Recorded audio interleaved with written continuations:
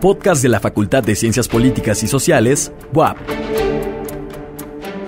El podcast, La clase a tu casa, tiene como objetivo acercar el contenido de las materias de las licenciaturas que integran la Facultad de Ciencias Políticas y Sociales a la comunidad estudiantil interesada en profundizar de manera lúdica en las temáticas relacionadas con estas áreas del conocimiento.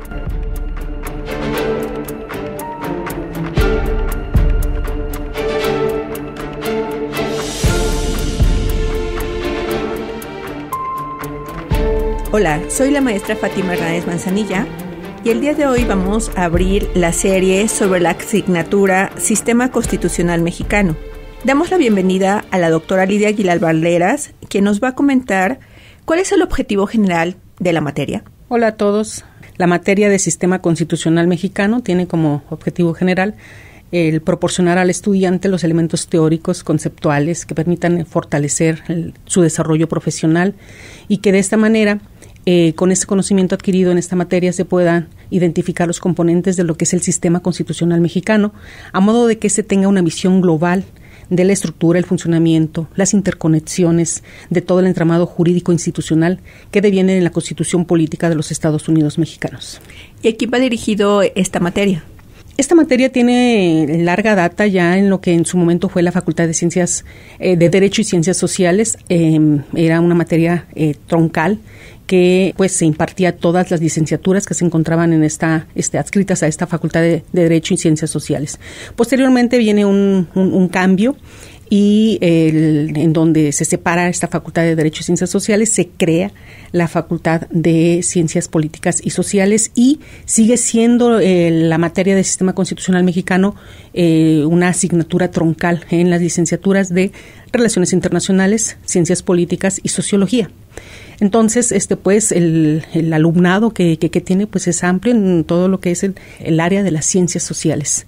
Esta es una de mis materias favoritas, porque ciertamente tiene un bagaje importante en la formación, yo diría que no solo de los politólogos, de los internacionalistas y de los sociólogos, y tal y como mencionas, pues de los abogados o todos aquellos que en su momento estuvimos en la otra facultad, ¿no? Sino que es un contenido que tendríamos que tener todas las y los ciudadanos de nuestro querido país. En ese sentido, tengo conocimiento que esta materia tiene 4 unidades. ¿Qué puedes decirme de la unidad 1?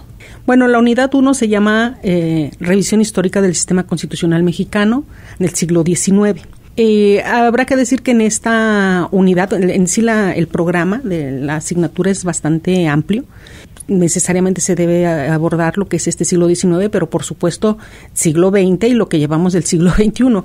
De tal manera que en la unidad 1 se ha metido todo lo que es la parte histórica evolutiva del constitucionalismo mexicano. No obstante, también en esta unidad 1 tenemos un desarrollo teórico-conceptual sobre aspectos como qué es la Constitución, distintos autores clásicos que trabajan el tema del constitucionalismo, la diferencia entre poder constituyente originario, poder constituyente derivado o reformador, los modelos de constituciones en el mundo, y ya después entramos a estos antecedentes del constitucionalismo en México que partimos de hecho desde antes de la formación del Estado mexicano, que sería con la Constitución de Cádiz. Ya de ahí nos vamos a los sentimientos de la nación, la Constitución de Apatzingán, los planes de independencia, la Constitución del 1824, la primera que tiene el país. Luego transitamos a las denominadas 7 leyes o la Constitución de 1836. Las bases orgánicas de 1843. Posteriormente llegamos al acta de reformas o el acta constitutiva de 1847 y en la antesala de la Constitución que tenemos actualmente de 1917, pues tenemos, desde luego, la Constitución de 1857. Todos estos contenidos son los que tenemos en la primera unidad de esta materia. Sí, esta unidad me encanta y la cuestión histórica me fascina porque, tal y como siempre han señalado, quien no conoce su historia está condenado a repetirla.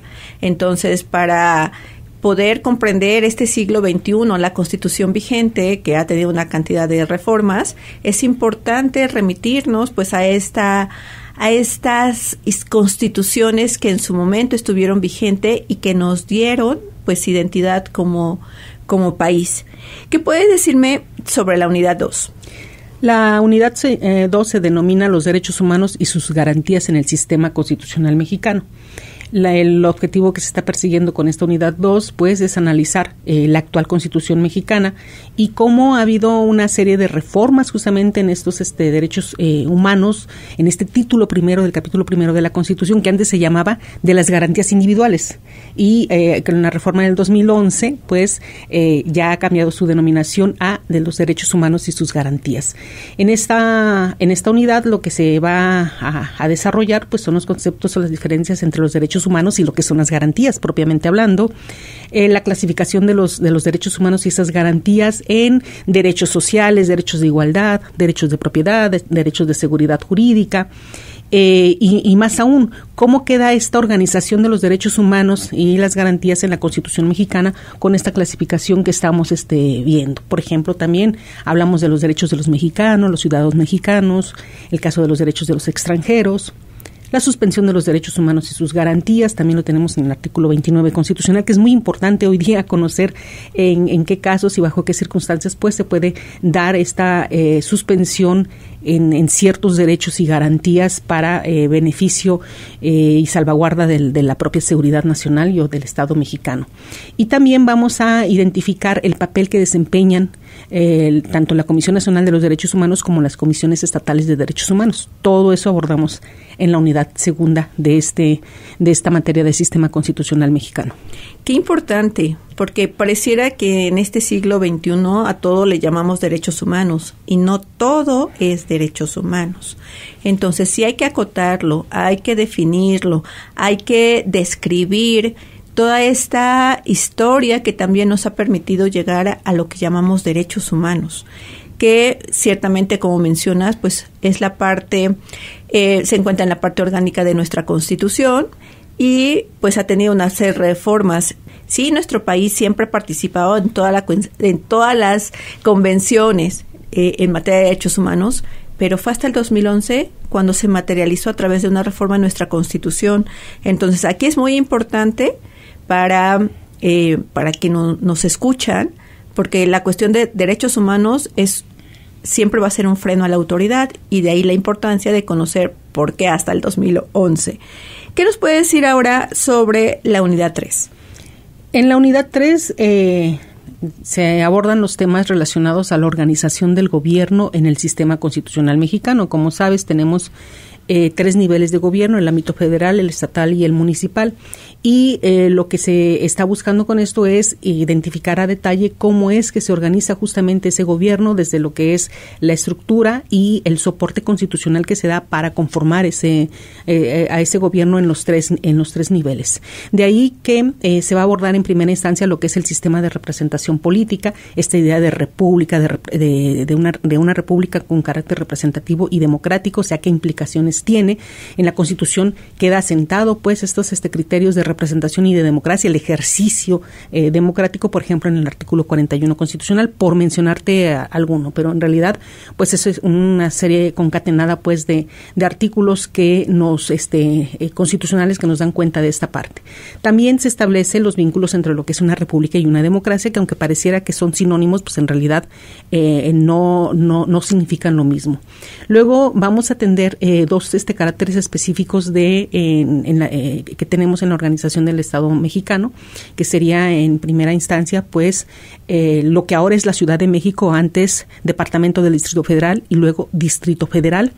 Y bueno, a partir del 2016 esta reforma que cambia la condición jurídico-política del Distrito Federal en su momento para convertirlo en Ciudad de México, y se conforma se constituye como la entidad número 32 del Estado mexicano. También otra particularidad que tenemos en la organización y administración del Estado es el municipio.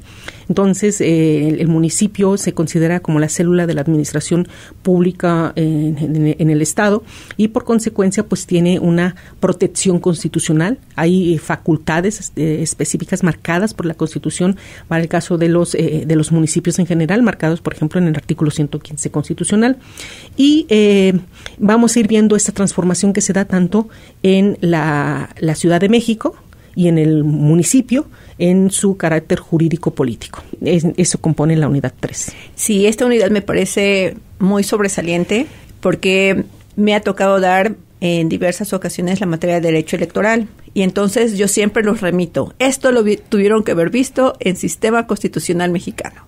Les digo, ya sé que lo saben, pero se los voy a recordar. Porque seguro se les está olvidando, pero ahorita que se los mencione, les va a venir a la mente. La materia de sistema constitucional y en esta unidad 3, que es la organización del gobierno, pues ciertamente estamos viendo los niveles. Y muchas veces los confunden, entonces es como ¿qué pasó que no comprendiste nivel federal, nivel estatal y nivel municipal, ¿no? Entonces, retomamos esta materia pues por eso es troncal, porque los conocimientos les dan la posibilidad de comprender los que vienen, tanto derecho electoral, derecho administrativo. Ahorita mencionabas que también dentro de esta unidad 3 está el municipio, que es uno de mis temas también a los que les tengo mucho, pero mucho cariño, al municipio. Entonces, en cuanto al municipio, que también aquí que se menciona el artículo 115, y es uno de los niveles, pero también es una organización política y administrativa, y es la primera que tuvimos en nuestra historia. Entonces, generalmente les pregunto, a ver, ¿cómo fue nuestra primera organización política y administrativa? Y empiezan a dudar. Y le digo, pues fue el municipio, acuérdense, de la Villa Rica de la Veracruz, ¿no? ¿Dónde retomamos todo esto? Pues en la unidad 3, ¿no? Que tiene un bagaje también muy, muy importante dentro de la formación y dentro de esta materia que es Sistema Constitucional Mexicano.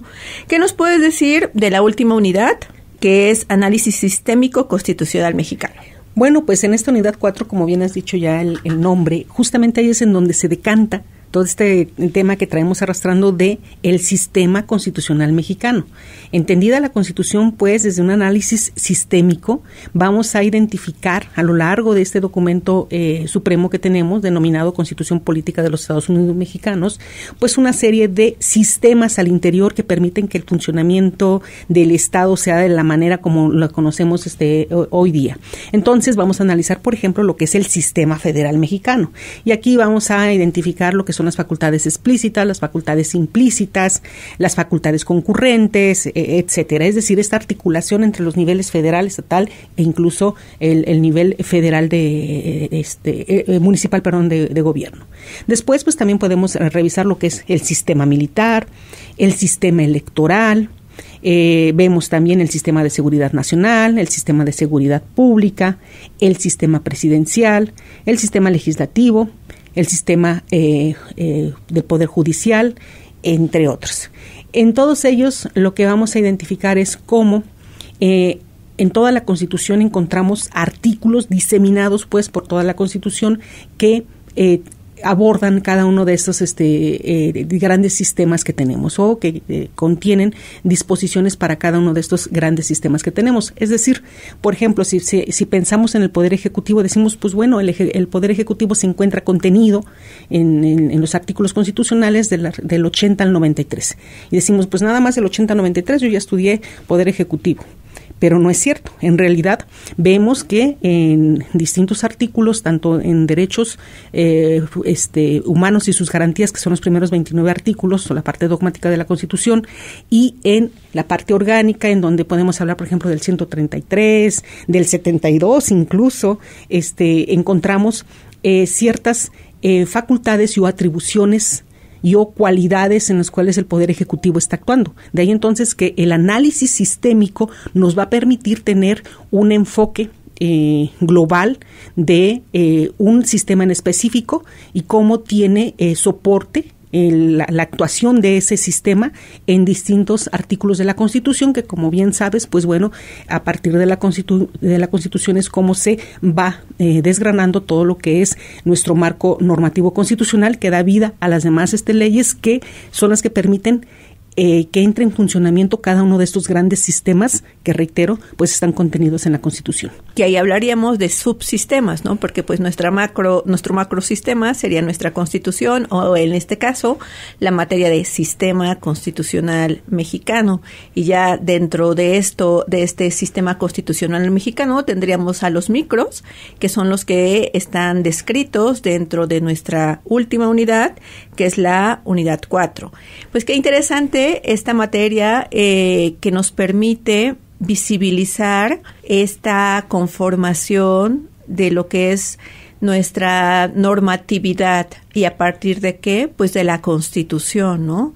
Y comprender cómo esta Constitución ha evolucionado y aún más, cómo ejercer nuestros derechos, que es lo más importante, ¿no? No solo basta conocerlos, sino el meollo del asunto es ejercerlos.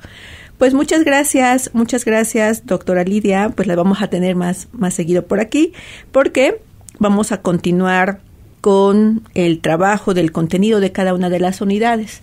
Pues con esto cerramos este primer episodio. Muchas gracias, un gusto. Este podcast es el resultado de un esfuerzo conjunto de los académicos de la Facultad de Ciencias Políticas y Sociales interesados en divulgar y acercar el conocimiento generado en la comunidad universitaria de la UAP. Te esperamos en la siguiente emisión.